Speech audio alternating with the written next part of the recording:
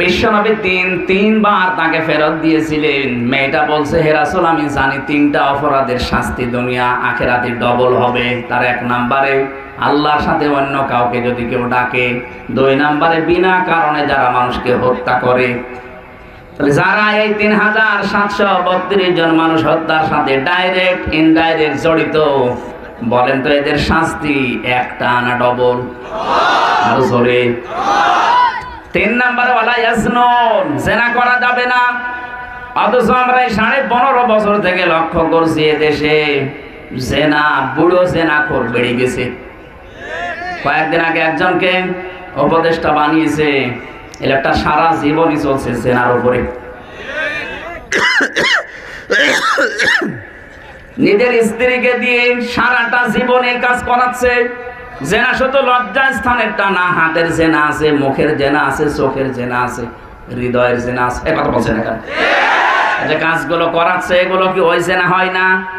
অথচ জেনাখোর মানুষদেরকে আমরা এখন দায়িত্বে দেখতে পাচ্ছি।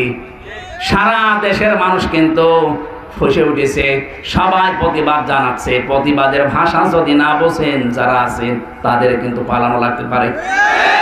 কারণ এদের ছাত্ররা স্বাধীন করেছে, ছাত্ররা দেশ চালাতে পারবে। আপনাদেরকে যারা দায়িত্ব দিয়েছে আমানত মনে করি এমন মানুষকে বসানো যাবে না যে লোকটা বসলে সমকামিতা প্রমোট করবে। এই লোকটার একটু জীবন, একটু ইতিহাস খোলেন, সমকামিতা প্রমোট করে। পুরুষে পুরুষে বিয়ে হবে, জোরে বলেন নাউজুবিল্লাহ। মেয়েটা বলে, হে রাসূল, আমি জানি জেনার শাস্তি ডবল হবে, এজন্য আমাকে মুক্ত করেন আপনি। আমি গর্ভবতী হয়েছি।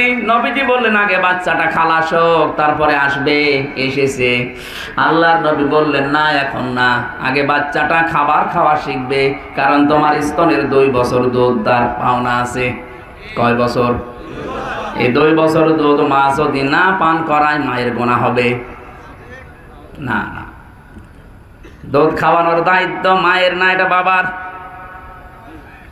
ওস্তাদ আছে, বলো ওয়ালিদাতু ইরদিউনা আওলাদাহুন্না হাওলাইনি কামিলাইনি লিমান আরাদা আইয়ুতিম্মার রাদা।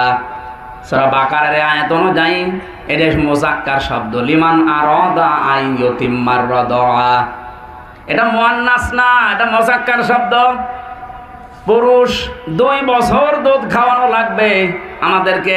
এখন আমাদের তো আল্লাহ জিনিসপত্র দেয়নি, তাহলে আমরা পান করাবো কি করে? মাকে যদি টাকা পয়সা দিয়েও পান করাতে হয়, তাও আপনাকে পান করানো লাগবে। এখন মেয়েরা যদি বলে তোমার সন্তান, তুমি দুধ খাও, আমি খাওয়াতে পারবো না, খাওয়াতে পারি 5 লাখ করে টাকা দেওয়া লাগবে, আপনার তাই দেওয়া লাগবে।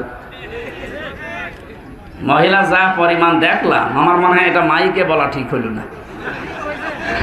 আমার ম্যাডামও তো দেখতেছে লাইভ। আমার এই 42 দিন আগে একটা বাচ্চা হয়েছে।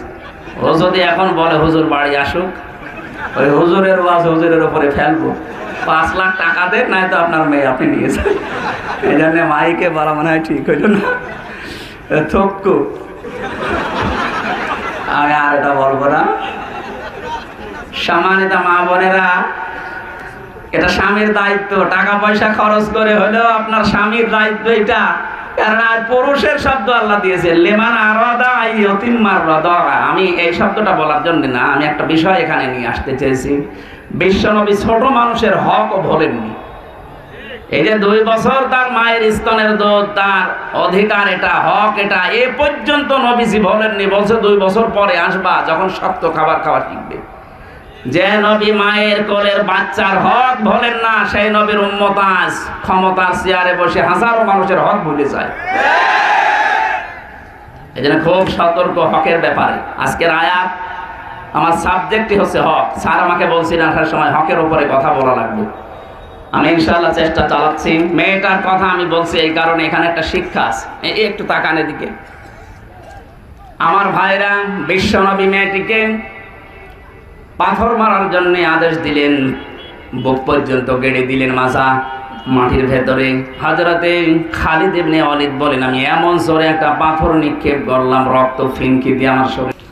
হযরতে খালিদ বিন ওয়ালিদ বললেন, সে ভৎসনা দিলেন, এইরকম মহিলার রক্ত আমার শরীরে লেগেছে। বিশ্ব নবী ডাক দিয়ে বললেন, খালিদ এ কথা বলবা না, থামো। ঠিক আছে, বসেন। কথাগুলো আগে দরকার। বসেন বসেন। আমি নবী, তুমি নবী না। আমি যা দেখতে পাই তুমি দেখতে পাও না। আমি যা জানি তুমি তা জানো না। জিবরাইল কিছুক্ষণ আগে আমাকে বলেছে এই মহিলার যে অনুশোচনা, এই মহিলার যে তাওবা, এই মহিলার যে তাওবার সিস্টেম আল্লাহ এত বেশি পছন্দ করেছে, কোন জালেম যদি এভাবে তাওবা করে আল্লাহ তাকেও ক্ষমা করে দেবেন। 15.5 বছরে যে যে অপরাধ করেছেন ওই অপরাধের শাস্তি আগে আপনাকে নেওয়া লাগবে। আপনি অত অপরাধ যদি আল্লাহর কাছে করতেন তা আস্তাগফিরুল্লাহ পড়লে আপনি মাপ পেয়ে যেতেন। আপনি তো অপরাধ করেছেন বান্দার কাছে। আপনি চুরি করেছেন, ডাকাতি করেছেন, ব্যাংক লুট করেছেন, চাঁদাবাজি করেছেন, আয়না ঘর বানিয়েছেন। কথা বলেন না কেন?